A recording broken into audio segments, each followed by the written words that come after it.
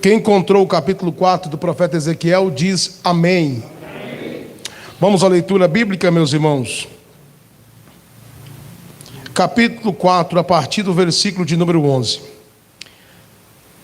Também beberás a água por medida, a saber, a sexta parte de um hin, de tempo em tempo beberás. E o que comeres será como bolos de cevada, e cozê-lo-ás sobre o esterco que sai do homem diante dos olhos deles. E disse o Senhor: assim comerão os filhos de Israel o seu pão imundo entre os gentios, para onde os lançarei. 14. Então disse eu: Senhor Deus, eis que a minha alma não foi contaminada. Olha que amargura do profeta, irmãos. Amargura do profeta. Então disse eu: Senhor Deus, eis que a minha alma não foi contaminada, pois desde a minha mocidade até agora nunca comi daquilo que morrer de si mesmo, ou que é despedaçado por feras, nem carne abominável entrou na minha boca. E disse-me: vê, dei-te esterco de vacas em lugar de esterco de homem, e sobre ele prepararás o teu pão. Disse-me ainda: filho do homem, eis que eu quebrarei o sustento de pão em Jerusalém. Comerão pão por peso e com ansiedade. Comerão pão com peso e com ansiedade. E a água beberão por medida e com espanto, para que lhes falte o pão e a água, e se espantem uns com os outros, e se consumam nas suas iniquidades. Senhor Deus, fale conosco, Senhor. Queremos ouvir a Tua palavra, Senhor. Ó Deus, tem misericórdia, Senhor. Deus, tenha compaixão do Teu povo. Tenha compaixão da minha alma. Tenha compaixão da Tua igreja. Tenha misericórdia de nós, para a glória e para a honra do Seu nome, Jesus. Pode se assentar, querida igreja. Pode se assentar. Quem puder louvar a Jesus com a boca, com as mãos, façam isso. Nosso Senhor merece. Se tem um dos profetas que para mim sofreu muito no seu chamado, foi o profeta Ezequiel. Porque às vezes as coisas aconteciam de fato, de forma literária, na vida do profeta, para que as pessoas pudessem entender os desígnios e os propósitos de Deus. Aconteceu coisas lamentáveis com esse profeta. Ele tinha que fazer uma maquete, um templo, ficar olhando ali para mostrar o cerco de Jerusalém. Ele às vezes tinha que dormir muitos dias de um mesmo lado, e para ele não mexer, ele deveria ser amarrado. Ele tinha que dormir de um lado só, depois do outro. Ele acabou de profetizar uma certa feita. O que aconteceu mesmo? Quem lembra? Ele profetizou pela manhã e à tarde a esposa dele morreu. A esposa dele veio a falecer. Fazer a obra de Deus é sentir na própria pele a luta. E às vezes a gente sente o sofrimento mais do que os leigos, porque a grande massa não está entendendo o que está acontecendo no campo espiritual. Por que disso tudo, de toda luta? Eles sofrem assim, criando esperança que amanhã ou depois, que o governo resolve, que o partido político resolve, que entra outro governo que melhora. Eles têm essa esperança porque não conhecem o Deus que manda em tudo. Eles não têm entendimento da palavra, então eles ficam nessa expectativa.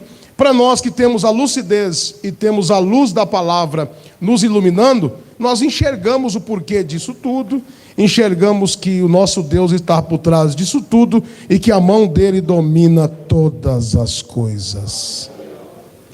Tudo bem. Quem está entendendo diz amém. O que Deus faz, irmão? A primeira coisa que Deus faz quando o pecado começa a aumentar, e eu digo pecado começa de uma nação, de um grupo religioso, o que Deus vai fazendo? O pecado vai aumentando e Deus vai o quê? Se afastando. O pecado vai chegando e Deus vai indo embora. Cada dia que o pecado entra, um pouquinho Deus vai indo embora. Aí você vai dizer assim: eu vou provar esse povo agora com uma das provas mais difíceis para passar. Qual é a prova? O Senhor está dizendo para Ezequiel, e a mensagem é para nós hoje. Essa mensagem ela não é no passado, ela está no presente. Eu vou provar você na escassez do pão. O povo começou a pecar, Deus mexia absolutamente no sustento da população. Ele mexia no pão e na água. É por isso que o profeta aqui, ele vai ter que tomar água por quê? Por medida. Água por medida. Ele ia comer por medida, no horário certo, no momento certo, não ia tomar água o tanto que ele quisesse, não ia comer o tanto que ele quisesse, e a comida que ele fosse, o que me chamou a atenção foi isso aqui, e a comida que ele fosse comer, o pão que ele fosse preparar, deveria ser cozido com o quê? Qual era o combustível que devia cozer a comida? Esterco de homens. Sabe o que é isso, irmão? Comer a sua comida com esterco de homem. Já que vocês gostam muito de homem, então vão comer o esterco dos homens. Não é que vão comer, porque a verdade é o pão que vai ser cozido sobre o esterco. Não é que o esterco vai estar contaminado, o pão vai estar contaminado. Mas você consegue comer uma comida preparada com esterco de homens? O que você entende com isso? Você está dizendo assim: olha, nação, vocês estão pegando a minha palavra, que é santa, e estão preparando ela num ambiente mais imundo e imoral que possa existir. Está comparando a igreja que serve o pão com a privada, um pão imundo. Por exemplo, a padaria. Quem trabalha com padaria, irmão Jacques Genário sabe muito bem, trabalha com essa área há muitos anos. Ele é investigado, a vigilância sanitária, irmão Adriano também, que trabalha com restaurantes e na área alimentícia. É assim ou não é, Adriano? Para você servir o pão, exige o quê? Que você tenha um ambiente totalmente higienizado, um ambiente preparado, certificado. É isso. O pão da palavra do Senhor não pode ser servido de qualquer maneira. O pão que é a palavra de Deus deve ser servido não sobre uma privada, mas sobre o altar do Senhor, e com homens que vivam a plenitude desta palavra, com certeza de regra, de fé e de prática. Deus então, meus amados, vai tocar na palavra. Eu comecei a prestar atenção nisso. Vai dar a palavra por medida. Palavra por medida. Água por medida. Esses dias atrás eu fiquei assim, essa pandemia terrível, sem culto, a gente vinha para cá, 2, 3 irmãos, orávamos aqui, e me deu uma sede assim de ouvir uma palavra. Não sei se já passou, quem já passou por isso vai me entender, de ouvir uma palavra. Eu falei, não vou procurar alguma coisa, está todo mundo fazendo lives, eu vou procurar, ver se tem um lugar para me alimentar a minha alma. Aí eu procurei chegava num lugar, era só um arcabouço teológico. Eram bons homens ensinando coisas bonitas, mas não passavam de uma mera aula acadêmica, cheia de conhecimento, mas vazio da presença de Deus. Falei, meu Deus. Aí você ia para outro lugar procurando uma mensagem para ouvir. Na outra live era só revelação. Ei, compartilha que eu te revelo. Ah, não, vou tentar no rádio. Também não encontrei. Passei de emissora para emissora, só dinheiro. Dinheiro, dinheiro, dinheiro. Se ninguém resolve, vem na minha igreja que eu resolvo. Encontrei muito super-homem aqui em São Paulo. Mas o Deus que eu sirvo não apareceu na boca deles, não. A palavra verdadeira. Eu pude enxergar, a maior luta desse coronavírus não está sendo a doença, não está sendo os leitos de hospitais, não está sendo, meus amados irmãos, as UTIs ocupadas. A maior luta que eu estou observando nos últimos dias é porque falta a palavra de Deus. Tem faltado palavra. Tem muito oba-oba, tem muito autoajuda, tem muito barulho, mas falta o poder salvífico, o poder consolador dessa palavra. Você não consegue ter consolo, é mais ou menos você comer e continuar com fome. Eu fico pensando o que muitas pessoas estão passando. Nós estamos aqui, um povinho pequeno, mas Deus tem nos dado uma comida gostosa aqui nesse lugar. Deus tem alimentado a nossa alma. Viemos aqui numa comidinha simples, mas a gente sente saciado. A gente sente Deus nos alimentando. Mas tem muitas pessoas com fome, e fome da palavra. E quando comem uma comida imunda. O que é uma comida imunda? A Bíblia não é imunda. A Bíblia é o pão, ele é limpo. Mas servido em um ambiente que não passa por critério, que não passa por uma fiscalização espiritual, que não tem o ensinamento da palavra, que não tem observância, e o povo está com tanta fome que come de qualquer jeito. Sabe quando você está com muito... Irmão, isso é perigoso. A fome demais é perigoso.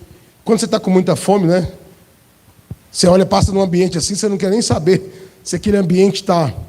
Se aquele restaurante está liberado pela vigilância sanitária, se ele está credenciado... como é que é a cozinha, você não sabe, e você chega lá naquela fome, aquele desejo de comer, e você não conhece, você come, às vezes, comida imunda, aleluia, mas não tem coisa mais gostosa de quando você está com fome, com desejo de alimentar, e você encontra um cantinho, onde você sente a vontade, para você matar a sua fome.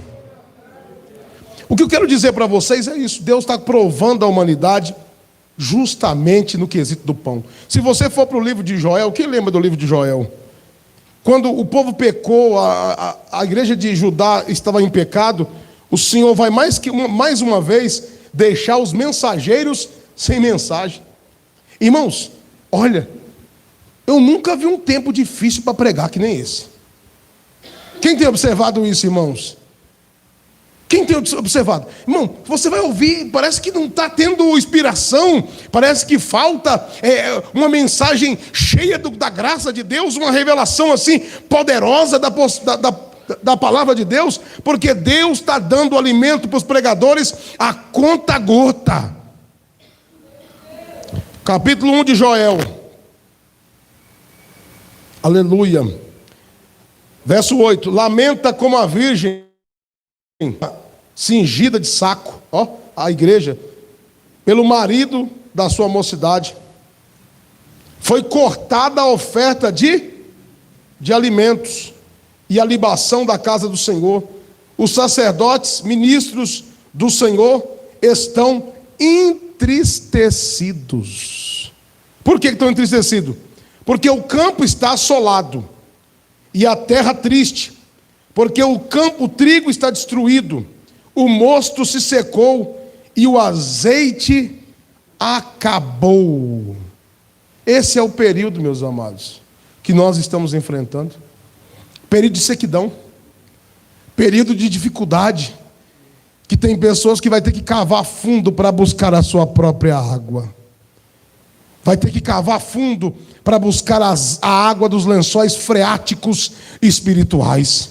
Se você não botar na boca do pó e eu não colocar, nós aqui não colocarmos a boca no pó, nós vamos ficar com a alma faminta, a alma angustiada. Voltando para o texto base de Ezequiel capítulo 4, você viu a forma que as pessoas iam estar? No capítulo 4, vai dizer o texto, meus amados irmãos, no 17, para que lhes falte o pão e a água, e se espante uns com os outros. O 16, disse ainda: filho do homem, eis que quebrarei o sustento do pão em Jerusalém, comerão o pão por peso e com ansiedade. Quem já viu uma época de tanta ansiedade como esta? As pessoas querendo pão, mas ansiosos, querendo ouvir. O que é? Eu vou na igreja hoje. O que é aquele? Olhando para cá, tem um pastor lá que é abençoado. Eu vou na outra igreja porque o de lá revela tudo. E ele vai revelar o meu problema. É uma ansiedade, é um desespero para ser revelado. É um desespero para ouvir Deus falar. Porque Deus se silenciou. Deus dá um tempo para a humanidade. Quando o pecado aumenta, Deus se silencia. Aleluia. Mas quando alguém pôr a boca no pó, o Senhor vai acordar você pela madrugada e vai falar no teu coração e vai revelar teus mistérios. Eu vi um testemunho hoje de um irmão, que o irmão estava em casa, deitou para dormir. Quando o irmão deitou para dormir, aqui em São Paulo, deitou para dormir, que ele começou a dormir, aquele diácono, o Senhor apareceu para ele e falou: o anjo de Deus, vem cá, vamos passear um pouquinho comigo. E começou a mostrar para ele as coisas celestiais. E começou a mostrar para ele. E começou a mostrar. E o negócio estava bom. Disse que o negócio estava bonito demais. Mas só que ele começou a espernear na cama e mexer. E a mulher cutucou o irmão. E acordou. Ele falou: mulher, isso é hora de me acordar, pelo amor de Deus. Eu estava enxergando coisas maravilhosas da parte do Senhor. Aleluia. Irmãos, é tempo de nós buscar comunhão com Deus. O Senhor está cortando o pão. O povo está ansioso, querendo mensagem, querendo profecia. E coloca o nome. Esses dias eu vi um irmão que me assiste aqui pelo canal. Fiquei tão triste. O irmão assiste a gente aqui pelo YouTube. O irmão fez a campanha 30 dias de oração comigo. Aí, meu Deus do céu, entrou na rede social uma live. Meu Deus do céu, era a coisa mais nojenta do mundo. Compartilha 30 vezes que Deus tem uma revelação para você. Quando aparece embaixo o nome do irmão. O nome do irmão que cultuou a Deus muitas vezes comigo. Que pela live, que participou de tudo. O irmãozinho está lá. Fala comigo, Senhor. Me revela, Senhor. Tinha mais de 50 comentários do irmão. Ô, irmão, sinceridade. Esse tipo de gente eu não quero nem na igreja. Esse tipo de gente, que Deus afaste de nós. Que Deus coloque alguém aqui que tenha sede da palavra, que ame a palavra. Aleluia. A revelação é consequência do poder desta palavra. Quem está entendendo diz amém. Desespero, comendo pão por ansiedade. Ansiedade. Que adianta, meu irmão? Se você quer uma revelação, você quer uma profecia, o que quer que Deus fala com você? Você não está disposto a fazer o que Deus manda. Você não está disposto a mudar de vida. Você não está disposto a abandonar as velhas práticas. Você quer profecia para quê? Aproxima de Deus e Ele vai falar o teu coração. Aproxima dEle e Ele vai falar com você. Comerão seu pão por peso e com ansiedade, e a água beberão por medida e com espanto. Ó, irmãos, é isso aqui, ó. Esse é o momento que nós estamos vivendo. Parece que todo mundo brigando por causa de uma botijinha, de um copinho de água. Todo mundo vem na igreja e só dá uma molhadinha na boca para não morrer. Parece que o tempo é um tempo de tensas trevas. Quem tem observado isso no mundo espiritual? Aleluia. Mas uma luz vai surgir. Uma luz vai brilhar. Sabe o que? Deixa eu falar para vocês. Vamos lá para o livro Livro de 1 Samuel. O tempo era um tempo parecido com esse. Pecado estava na igreja. O pastor perdeu o uso do cajado. O coitado do pastor, como é que chamava ele, irmãos? Eliezer? Não? Não era Eliezer não, né? Eli. Só para me ver se vocês estão a tempo. Vamos ver se vocês estão prestando atenção mesmo. 1 Samuel, meus amados. O pastor, coitado do pastor, estava numa situação tão difícil. Os filhos do pastor faziam o que queriam na igreja. As mulheres juntavam em bando na porta da igreja. E eles prostituíam. E o pau quebrava. A igreja virou... O pão era servido sobre uma fossa. Fossa é o símbolo de quê? Sujeira. A palavra de Deus não combina com sujeira, irmão. É luz. Luz não combina com as trevas. Quando a luz chega, as trevas faz o quê? Se acende a luz, as trevas não ficam. Essa palavra tem que ser luz. Tem que mostrar onde está o nosso pecado para o Senhor nos purificar. E o pecado não pode ficar onde essa palavra é pregada. Pode. Capítulo, meus amados irmãos, deixa eu ver. Aleluia. Verso 3, capítulo 3 de 1 Samuel. O jovem Samuel servia ao Senhor perante Eli. E a palavra do Senhor era de muita valia naqueles dias. Não havia visão manifesta. O povo estava na igreja assim, dizer: cadê as visões? Cadê os arrebatamentos? Cadê aquelas revelações profundas do Espírito Santo? Cadê o agir de Deus na congregação? O culto ficou um culto monótono, um culto pesado, aleluia. E o velho está lá, o velho Eli, 98 anos, já cego, mas está lá, não abro mão. Eu estou aqui na frente, eu sou presidente, eu sou pastor. Deus diz assim: eu te arranco daí, porque eu vou colocar Samuel neste lugar, com uma visão da palavra. Eu creio que é tempo de Deus arrancar esses homens gelados, esses homens vazios e cheios de si mesmo, e levantar Samuel como uma lâmpada no meio da congregação, para servir um pão fresco para a igreja. Chega de ouvir esse pão requentado, esse pão da internet, esse pão que não alimenta, esse pão que não muda, aleluia, que não acontece nada do que fala. Antes que vai dizer o Senhor, ó, capítulo 3 ainda, verso 2. E sucedeu naquele dia que estando Eli deitado no seu lugar, e os seus olhos começavam a escurecer, pois não podia ver, e também Samuel, já deitado, antes que a lâmpada de Deus se apagasse no templo, o templo do Senhor, onde estava a arca de Deus, o Senhor chamou a Samuel e ele disse: eis-me aqui. Quem está entendendo que é tempo de Deus levantar homens para servir pão? Não tinha mais pão, o pão estava cortado, mas de repente aquela noite Deus faz um chamado para Samuel, e Deus entrega um pãozinho fresquinho para Samuel, uma revelação pura, tremenda da parte de Deus. Qual era a revelação? Fala para Eli que os 2 filhos de Eli vão morrer no mesmo dia. Deus vai levantar alguém para servir para nós o verdadeiro pão, o pão vivo.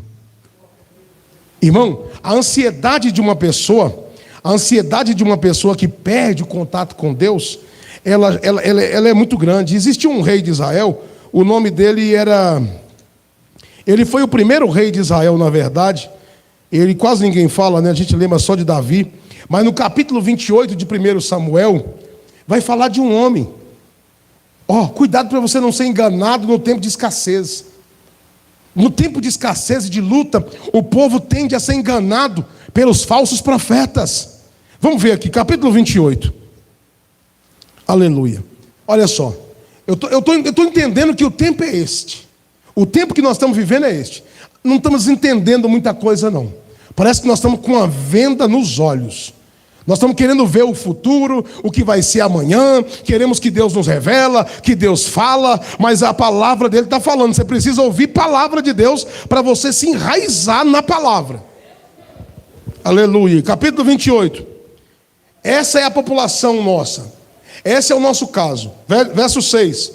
Perguntou Saul ao Senhor, porém o Senhor não lhes respondeu, nem por sonhos, nem por Urim e nem por profetas.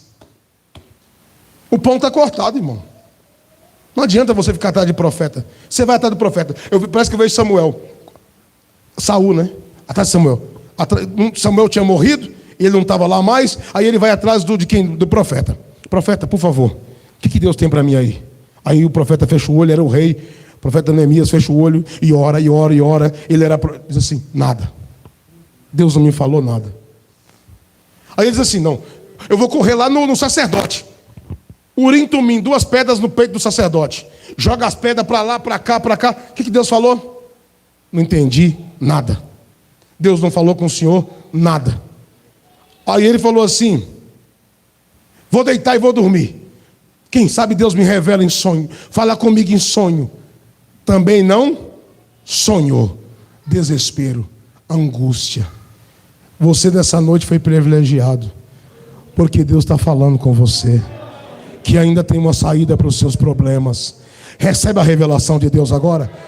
Eu estou pregando agora por revelação de Deus. Você está esperando eu chamar por revelação? Deus te trouxe aqui para dizer para você que Ele está em silêncio, mas Ele marcou esse culto, Ele marcou esse encontro para falar para você que Ele ainda tem uma saída para os teus problemas, Ele ainda tem uma porta aberta, Ele ainda tem solução para você. Você não está na condição de Saul.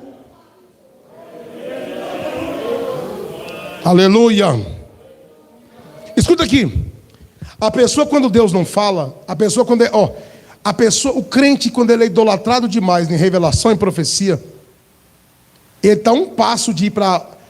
Um crente desse para mim que é idolatrado só em revelação e profecia, é um crente que para mim, Mairani, ele está um passo de ir para o tarô. Ele está um passo para mim de ir para a astrologia. Ele está um passo de ir para a astrologia. Ele está um passo de pedir a cigana. Porque eu estou cansado, irmão, estou cansado. A gente já não sou menino mais, eu faço 40 anos e prego desde os 20. Preguei até com 11 anos, 9 anos, já pregava na roça e via isso, no meio do mato. A irmã Rosa está conosco assim, assistindo sempre. Ela lembra de mim com 10, 11 aninhos, fazendo culto com eles lá. Cansado de pessoas que estão aqui assim, ó, com aquela cara de cachorro pidão na igreja, pedindo uma bênção, uma revelação. Por favor, me revela. Falta pedir para você assim, o que Deus te mostrou é os mesmos que saem daqui e vai para o terreiro de macumba e vai atrás de Satanás. Irmãos, que Deus traga aqui quem tem sede da palavra. Que Deus traga para esse culto quem ama ouvir a palavra. Deus não tem compromisso com quem não tem compromisso com a palavra. Se você acorda de manhã, vai para o Facebook, vai para a internet, para o Instagram, vai para tudo e não pega nessa Bíblia, depois vem aqui querendo uma bênção de Deus, você é cara de pau e não serve a Deus à luz da palavra. Você precisa valorizar essa palavra. Você tem uma Bíblia na sua casa. Leia a palavra de Deus. Olha o que acontece, irmãos. O homem agora fica tão desesperado, porque ele espera para o sonho, Deus não fala. Para o profeta, Deus não fala. Por Urim, Tumim, Deus não fala. Capítulo 28, verso 7. Estou terminando. Então disse Saul aos seus criados: buscai-me uma mulher que tenha espírito de feiticeira. Gosto da minha versão. Espírito de feiticeira.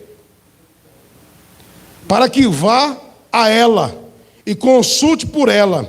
E os seus criados lhe disseram: eis que em Edor há uma mulher que tem o espírito de adivinhar.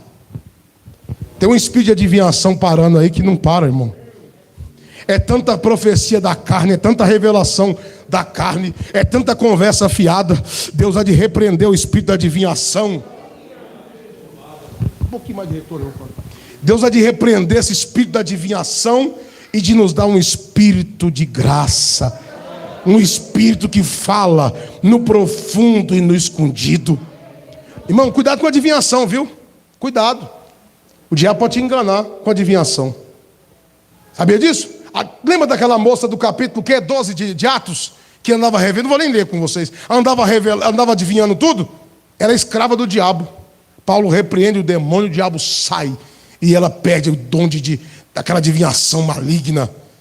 Deus há de levantar um povo que ama a palavra do Senhor. Aí, irmãos, aqui. Aí o homem desesperado vai lá procurar a pitonisa, a feiticeira. Aí ela fala: o que o senhor quer? Aí ele fala assim: eu quero Samuel. Quem que sobe? Quem que sobe da terra? Ela fala: eu vejo deuses brotando da terra. Aí de repente vem um ancião, Samuel. Aí ele fala: ó, Samuel aqui.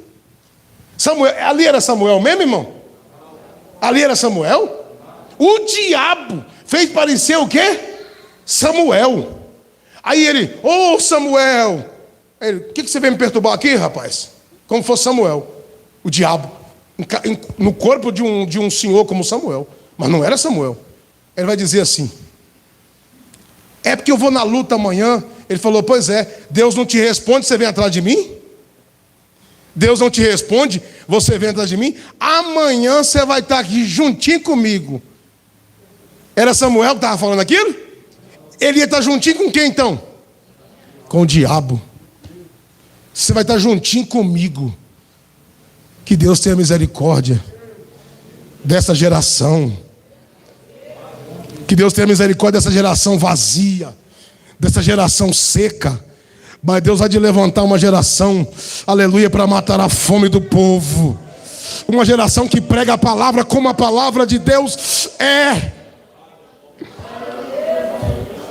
Irmãos, eu não vou pregar jamais o que vocês querem ouvir. Não posso fazer isso. Porque na hora que eu estiver no hospital, no leito de dor, nenhum de vocês vão lá nem me visitar. A hora que eu estiver na minha casa sentindo dor e problema na minha família, nenhum de vocês vai ligar para oferecer nenhuma ajuda, porque vocês não podem. Eu vou pregar a palavra como ela é, porque quando eu precisar o céu vai se abrir e a glória de Deus vai descer e Deus vai me socorrer. O pregador tem que ter compromisso com a palavra de Deus. Não é fácil. A escassez está aí. Não vem para cá achando que nós somos o bambambam, que vem para cá achando que eu sou o tal, não sou nada. Eu sou servo de Deus que nem vocês. E estou atrás desse pão, e estou atrás dessa comida, estou atrás desse alimento. Quem quer essa palavra para o teu coração? Quem está com fome da palavra? O povo estava com muita fome da palavra nos períodos de João Batista. E quando o povo está com fome da palavra, você pode pregar o que for, ele não escolhe. Quando a gente está com muita fome, a gente escolhe, irmão. A palavra pode ser dura, você come assim mesmo. Quando você está com muita fartura, você escolhe pregador. Quando o negócio está muito bom, você escolhe quem vai pregar para você. Eu escolho aquele que aquele é bonzinho para mim. Eu escolho aquele que ele só tem profecia boa para mim.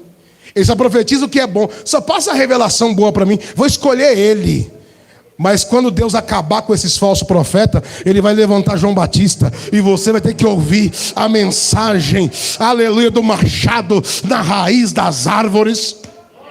E a fome estava tão grande que chegava os principais, chegavam os doutores, e ele olhava para eles e dizia assim: raça de cobra, quem vos ensinou a fugir da ira futura?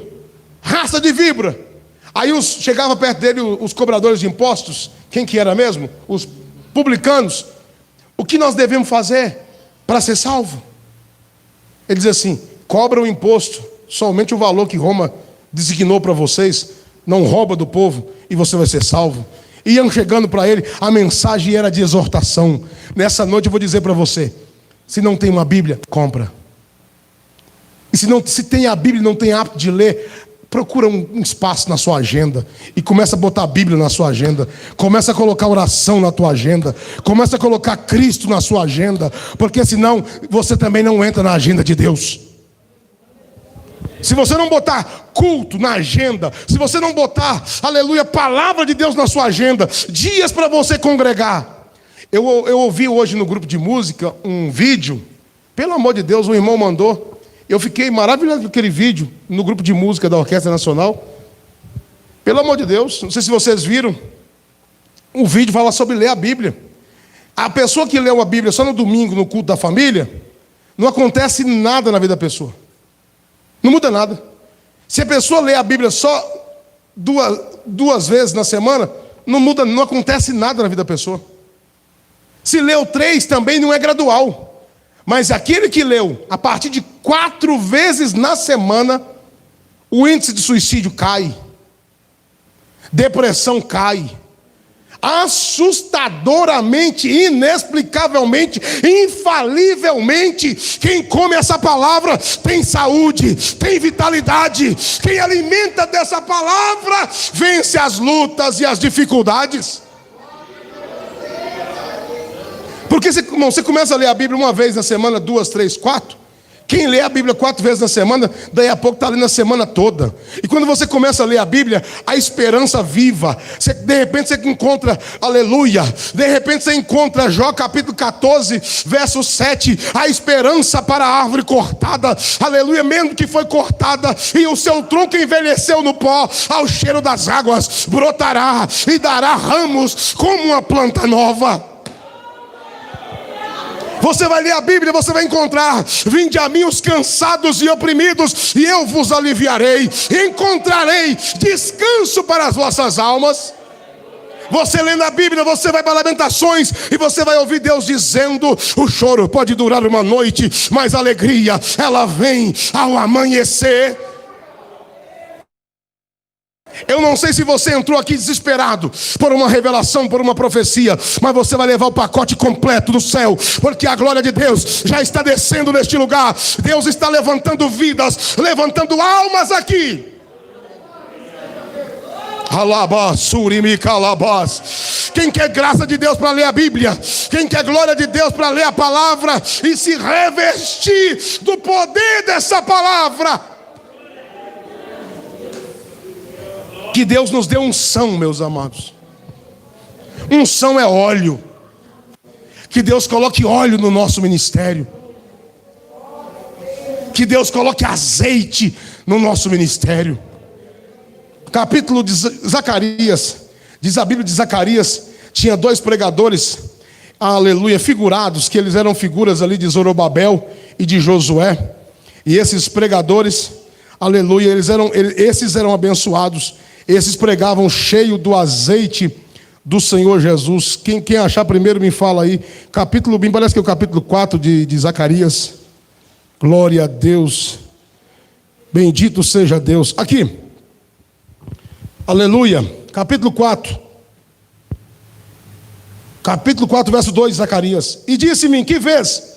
E eu disse: olho e eis que vejo um castiçal todo de ouro e um vaso de azeite no seu topo, com as suas 7 lâmpadas, 7 canudos, um para cada uma das lâmpadas que estão no seu topo, e por cima dele 2 oliveiras, uma à direita do vaso de azeite e outra à esquerda. E respondi dizendo ao anjo que falava comigo: Senhor meu, que vês? Que é isto? Então respondeu o anjo que falava comigo dizendo: não sabes tu que é isto? E eu disse: não, Senhor meu. Respondendo dizendo: esta é a palavra do Senhor a Zorobabel, dizendo: não por força, nem por violência, mas pelo meu espírito, diz o Senhor. O pregador tem que ter o azeite, para que não seja a palavra seca, mas seja a palavra molhada com azeite, convencendo o pecador. Que esse azeite convença o pecador aqui nessa noite. Que essa palavra convença alguém a abrir mão do pecado e se render a este Deus santo, puro e verdadeiro. Quem já tentou comer um alimento sem óleo, sem gordura? Já dá para comer uma comida sem gordura? Dá para comer? Já pensou, Mariana, aquele arroz sem gordura? Sem azeite? Quem consegue comer a palavra? O pregador pode conhecer de todos os temperos, mas se ele não comprar azeite, ninguém suporta a comida dele. O que dá gosto na comida é o azeite espiritual descendo sobre essa palavra e matando a fome. Então eu tenho visto o povo hoje com fome e sede de ouvir a verdadeira palavra. Quem tem notado isso, irmãos? Está difícil de ouvir a verdadeira palavra. Nós temos um programinha aqui no rádio, 1 horinha de programa. Não somos melhor do que ninguém. Mas se vocês ouvirem o que eu ouço, irmãos ligando, falou: pastor, pelo amor de Deus, não dá para ouvir. É só pedindo dinheiro. É só dinheiro. Cultos que você vai que pede 7 ofertas. Me contaram, 7 ofertas num culto. Ah, pelo amor de Deus, irmão. O sangue de Jesus tem poder. É voto para tu com trem. Ou leva aqui esse azeite aqui, toma esse vidrinho de azeite aqui. Leva lá, põe no seu carro, Adriano, esse vidrinho de azeite, que vai ter livramento para você. Vai para lá, rapaz. O azeite é para o presbítero da igreja, ungir com azeite. Não é você levar azeite para sua casa, não.